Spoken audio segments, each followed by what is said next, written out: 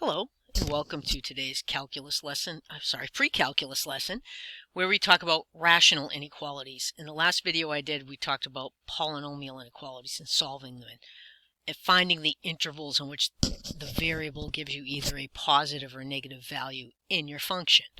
So a rational function is a ratio of two polynomials for the case we're looking at here anyway. And we solve these in a method similar to polynomial inequalities. The only difference is now we have a top of the function to consider and a bottom of the function, and finding the zeros of both the top and the bottom are the way we start. When the sign of the numerator, so when a rational expression is positive is when the numerator and the denominator have the same sign. So when you put the variable in and evaluate, when you put a number in for it, you would get either both top and bottom are positive or both are negative. So you can't simply look where the top is positive or where the bottom is positive. For example, x minus 5. Well, you say, well, this is x minus 5 divided by x plus 7 is less than or equal to 0. If you just look for where x minus 5 is less than 0, you don't get the whole story. If x minus 5 is less than 0, in order for this whole function to be less than 0 or negative, and I would write the word is negative here, you're only going to get this whole thing to be negative if the top is negative and the bottom is positive, or if the top is positive and the bottom is negative. So you have to look at the way those two things join together. There's a couple ways to do this. I do this with a traditional sign chart. There are other ways that make two sign charts, one for the top and the bottom, and then compare the signs. That's the other thing you can do, but I find the single sign chart is easier. You also know how to analyze these rational functions. For example, you know that x cannot be negative 7 because it's not in the denominator of this, because a negative 7 will give you division by 0.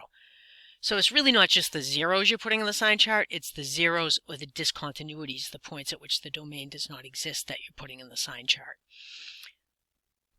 So we again want to make a number line with the zeros of the top and the zeros of the bottom. In other words, the zeros of the function and the places where we don't have domain. Now, it's not just the zeros of the function, it's any zero of the top and any zero of the bottom.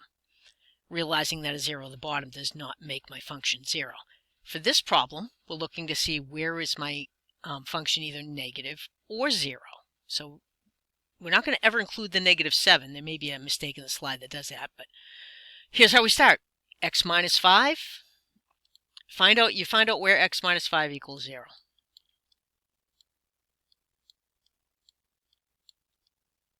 You find that out first. Then you find out where x plus 7 equals 0. So here you get a 5. Here you get an x equals 5. X plus 7 equals 0 at x equals negative 7. So you want to find where that's equal to 0 and find that's equal to 0. Because those give you the marks you need to put on your number line. So I'm going to draw a number line. And again, I don't put the 0 in unless it made one of these zeros. I put in my 5 and I put in my negative 7.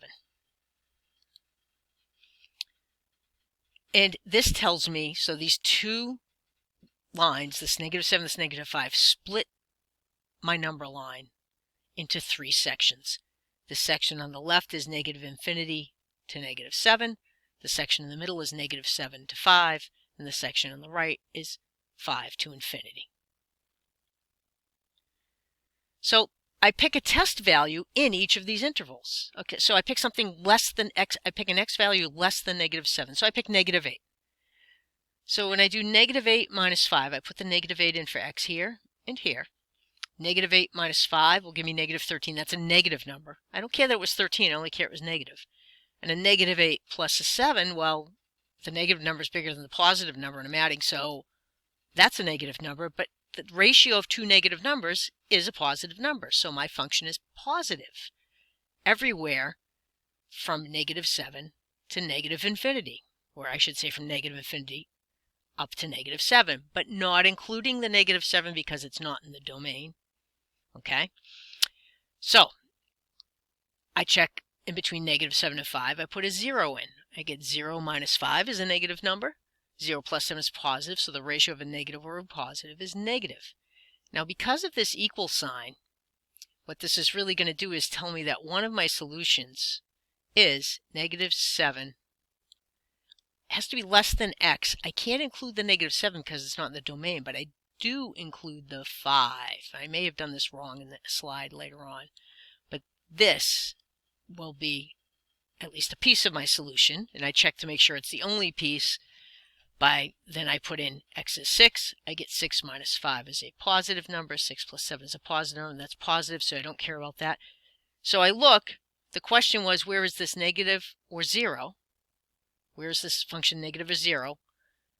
I can't include the -7 in this end because the function is not 0 there. It's undefined. But here I include the 5 because that's a 0 of my function. And this was the only interval that showed up as negative, so this interval is my answer. And if I were writing that in interval notation, remember, it's a good little review of interval notation, I would do it like this. Okay, so that's our first example. You find the zeros at the top, zeros at the bottom, make that sign chart in test, just like we did for polynomials.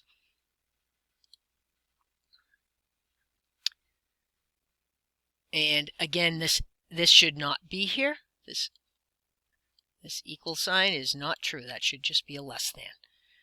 Okay. Now, next example. Oh, and this is the graph of that. And you see that from -7. Oh, this is not the graph of that. I'm sorry. I don't know what this is the graph of. Skip this one. Let's do another example. This one, I don't have a 0 here. That's problematic. You have to compare these to 0, just like polynomials, because you're looking for where is it positive, where is it negative. In order to take this inequality, x over x minus 1 greater than 2, and make it 0, you have to subtract 2 from both sides. And then you have to do this, turn it into a single fraction. So when you subtract 2 from both sides, you have to put it over a common denominator, and the common denominator would simply be the x minus 1. So I have to multiply the two top and bottom by x minus 1. And then when I do this out, I get x minus 2x, which will give me the negative x. And then what I forgot to do originally, this piece here is wrong. The top becomes x minus 2x. I forgot to distribute the -2 plus 2. So that I get the negative x plus 2. So this is the function I work with to solve that inequality. I work with the inequality in this form, I should say. So now I'm going to find the zeros at the top, the zeros at the bottom, make my sign chart. Okay, so I guess I said we would do this here, so let's do this here. There's a number line. Negative x plus 2 be 0. So negative x plus 2 is 0.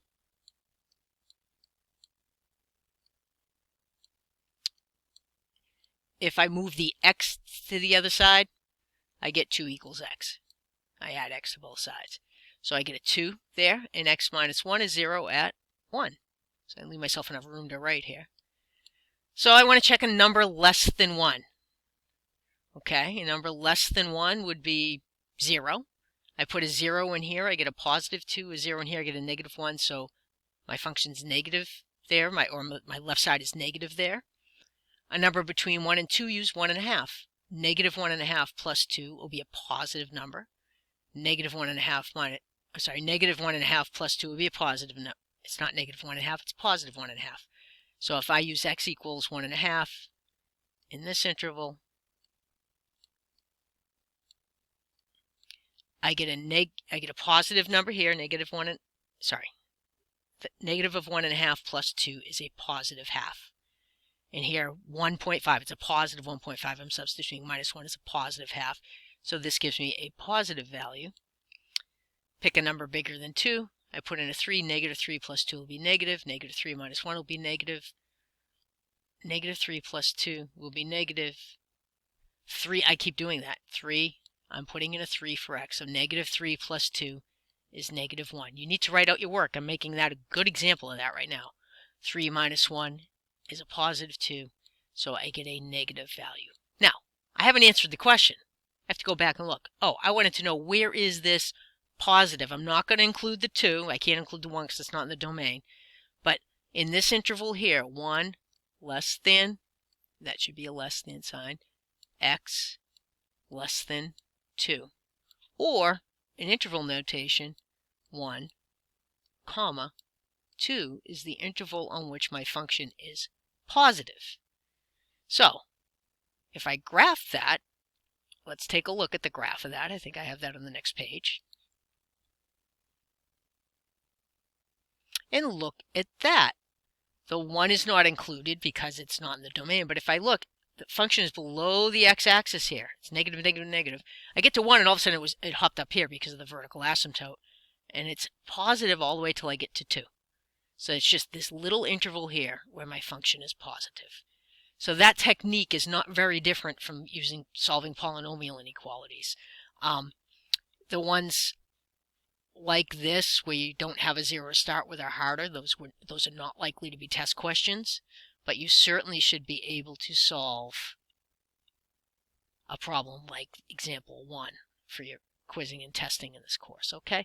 And in the homework you may have some like example 2, but you need to remember how to use fractions and combine and add fractions and whole numbers, so that's good practice for you. All right, that's it for today's lesson. Email me if you have any questions. Thank you.